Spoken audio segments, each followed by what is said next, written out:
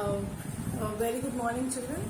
And again, I welcome you to my session of English literature. And in my last session, we had started with The Merchant of Venice, Act 3, Scene 1. And we had completed some portion of it. Today, we'll continue after that.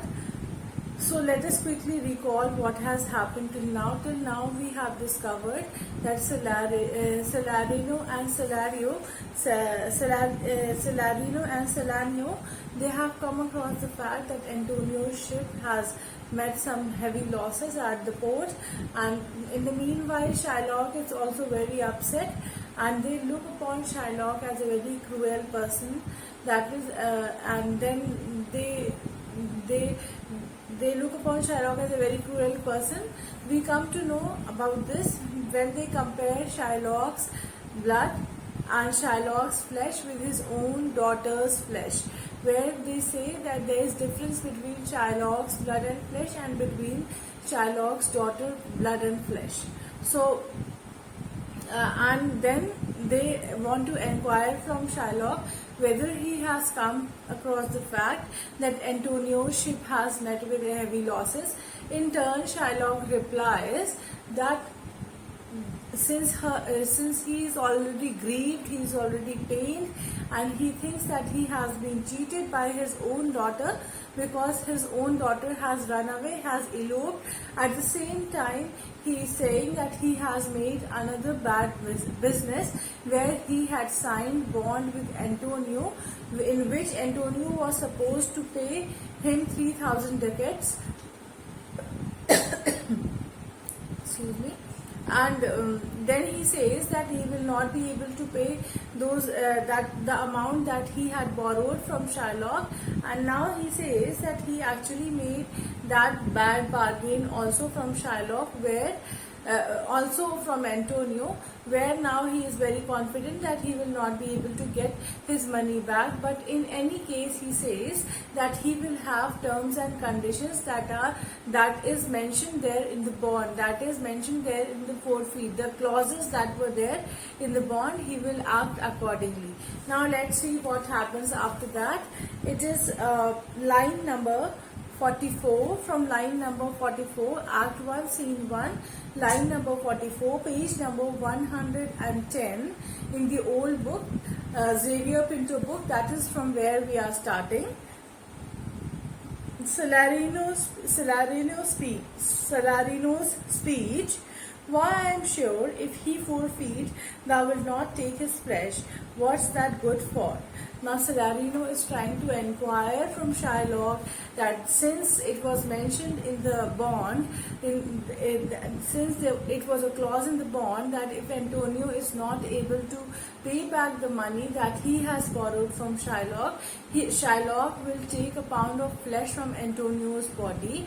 But Salarino inquires from Shylock, assuming that human's flesh is of no importance to any other human being. So he says that if I presume that even if you go by terms and conditions or by the forfeit of the bond, I am very much sure that you will not take a pound of flesh from from Antonio's body, Shylock, because I think it will be of no use to you. Now since he has said this, now let us see what Shylock says in reply to this. Shylock, to bait fish withal, if it will feed nothing else. Now he is saying that I will take, in reply to Salarino's question, Shylock replies and says that if nothing at all I will be able to do with it, at least it would suffice, it would feed the hungry fishes that are there in the sea. It will feed them. It will feed my revenge. At least I will be able to take revenge. A revenge of what? Revenge of all the misbehavior, misconduct that has taken place from Antonio's side towards Shylock, for which Shylock has felt offended according to him. a couple of times, on many occasions. So if that flesh will not be of any worth to him, at least it will suffice the fishes that are there in the sea. It will suffice their hunger, and it will suffice the feeling of revenge, the feeling of enmity that he has against Antonio. He had disgraced me and hindered me 500,000. Now he is saying that Antonio has actually been disgraceful towards Shylock many a times. That is why he is saying millions. It is just a comparison. It is just a number that he wants to tell, that those were uncountable times that he has been disgraceful towards him, and that would be the revenge if that he will actually act according to the terms and conditions of the bond. And in the bond it is mentioned that he is supposed to take pound of flesh away from his body, so he will be adamant on taking a pound of flesh away from Antonio's body. Now let us see what happens. Laughed at my losses.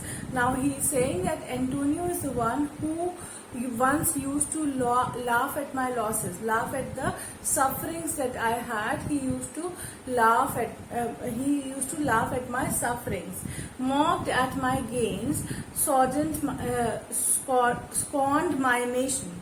Now he is saying that he is the one who actually laughed at my losses, and he often used to make fun of my success, and he often used to say, scorned means to abuse. Scorned means to abuse. Now he is saying he is the one who used to mock at my losses, despised my, and scorn means abused my race, abused my nation, the place to which I belong. He is the one who used to mock at my losses.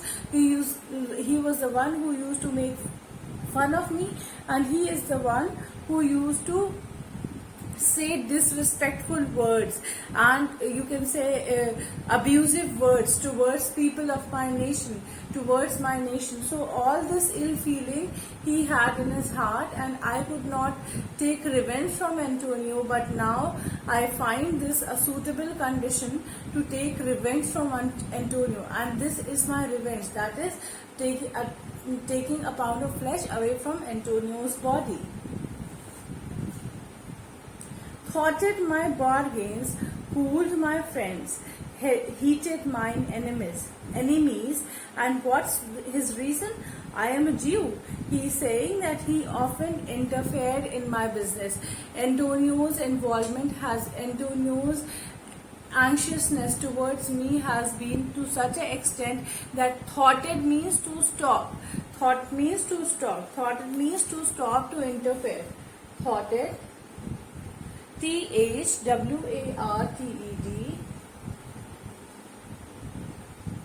Thwarted means to intervene.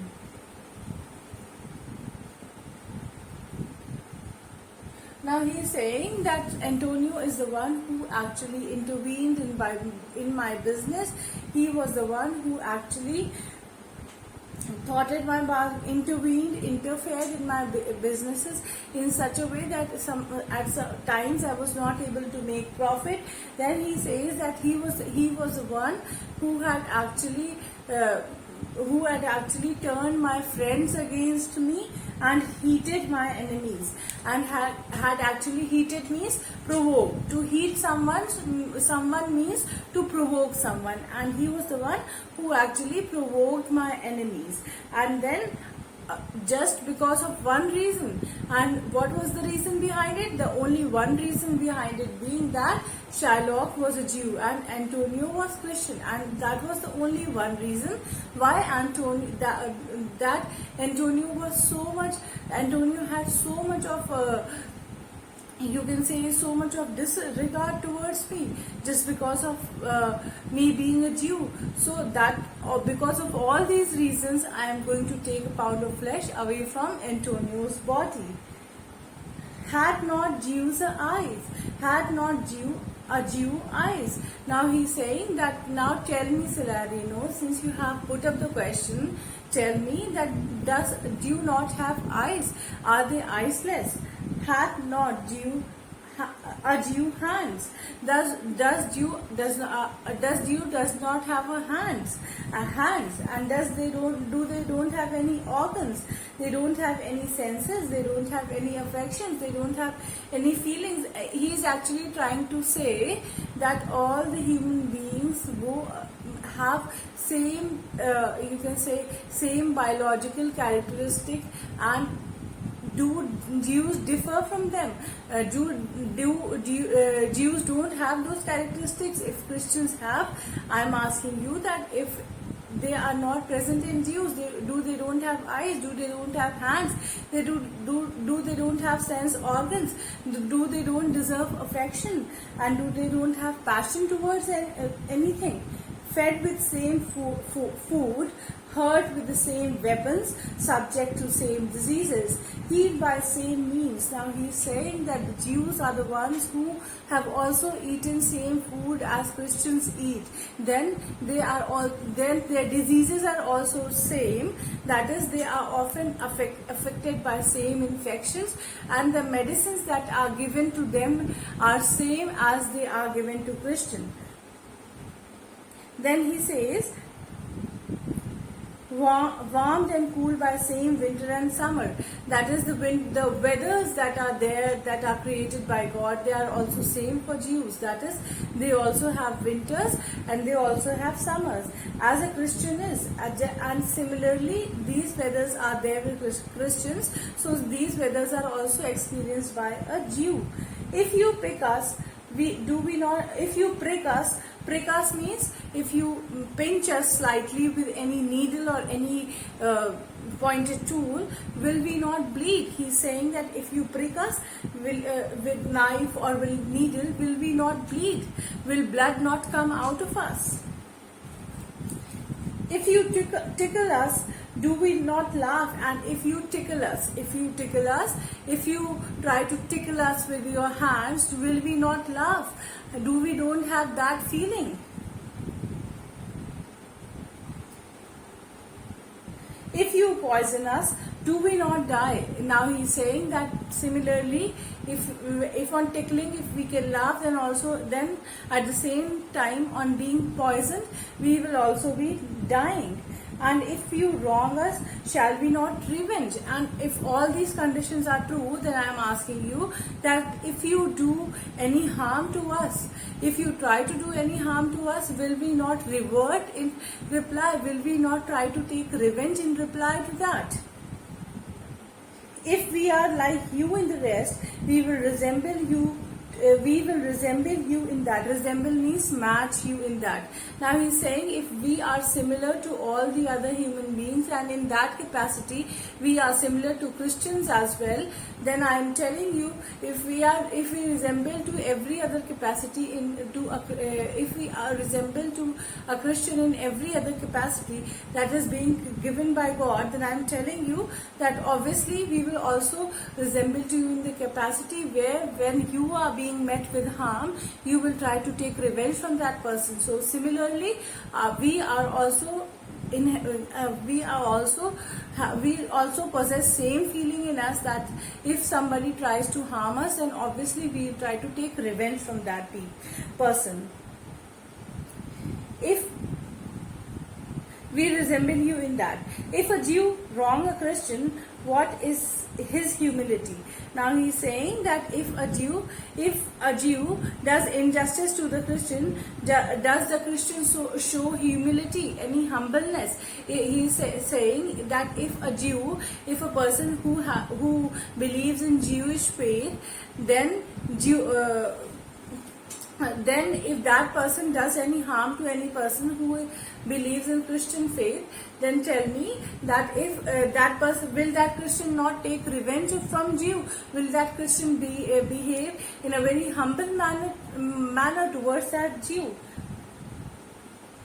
Revenge. If a Christian wrong a Jew, what should his sufferance be by Christian example? Why revenge? Now he's saying that obviously that Christian will also take he's saying that obviously that Christian will also take revenge from Jew, and if a Christian wrongs a Jew, what should Jew's reaction be towards that Christian according to the Christian example? Why it should be revenge? Now he's saying that if a Christian can take revenge, then tell me, if a Christian does any wrong to any Jew, what should that Jew do? Now, should that Jew not take a revenge from that Christian? According to Christian example, why it should be revenge? Should the wicked behavior that you teach me, I shall carry out, and it will be strange if I do not improve upon the lesson you have taught to me. Now he's saying that since he has also treated me in a very unhealthy manner, and if you are treating me this behavior, if I go by what has happened to me, he's saying that the villainy that you teach me I will execute, and it shall go hard, and I will be better the instruction. Now he's saying that if I don't take revenge from him, I shall carry out, and it would be, if I don't take revenge from him, then according to me it would be a wicked behavior that you are teaching me, because he has done wrong to me, and in that capacity I have every right to take revenge, being a person with same feelings as Christians have. I also have the same right to take revenge, and if I don't do, it would be strange, and if I do not improve upon the lesson you have taught to me. Now he's saying that, so the wicked behavior that you teach me I shall carry out. He's saying that whatever behavior you are teaching me I shall carry out, and according to me that would be a wicked behavior. And here enters a servant. Now children, we are going to stop over here. It is a long speech, so I would request you all to revise it from your textbook, and then we will again meet you all in the next session. So till the next session, please revise the content, please go through the original text and come back again fresh for the next session. Thank you so much children. Bye bye.